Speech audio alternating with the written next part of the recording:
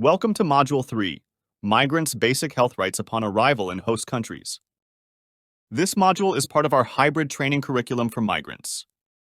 In all EU countries, migrants have the right to receive necessary medical treatment and care regardless of their status. However, specific healthcare entitlements may vary depending on the individual's immigration status, the EU country they are in, and other factors. This module will cover the basics of healthcare rights, availability, and processes for migrants and refugees, with a focus on Poland. By the end of this module, participants will gain enhanced knowledge of basic health rights for migrants in host countries, increased health literacy skills, and an understanding of the dynamics of healthcare systems in EU countries. The ongoing influx of migrants into Europe is resulting in a more heterogeneous population. Different communities have distinct healthcare requirements, which increases the risk of health disparities. This poses a challenge for healthcare systems if not addressed appropriately. The European Union faces the challenge of assuming a proactive leadership role in ensuring that member states efficiently implement inclusive measures to enhance healthcare accessibility for migrants and refugees. In September 2020, the European Commission introduced a new pact on migration and asylum. This pact includes health checks to identify potential health needs early among migrants and compulsory health checks for third country nationals at external borders. Most migrants arrive in the EU in good health. However, their health may decline during their journey or due to pre-existing conditions.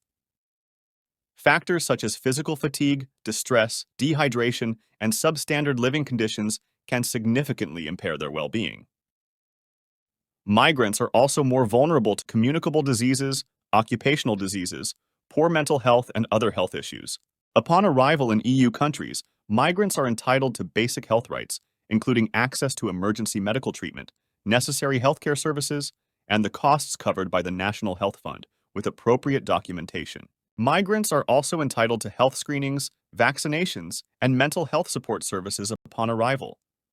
These services aim to ensure their overall well-being and address any health risks they might pose to others. Migrants should be informed about their health rights and how to access healthcare services. Their health information must be kept confidential, and they should be protected against discrimination in healthcare services.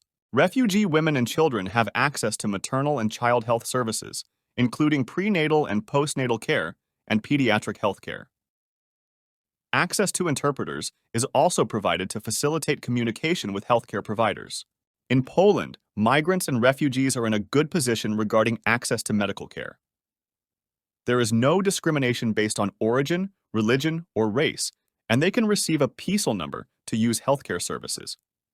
However, Poland lacks official statistics on the treatment of foreigners. Foreigners in Poland often lack understanding of the healthcare system, leading to delayed medical attention until they return to their home country.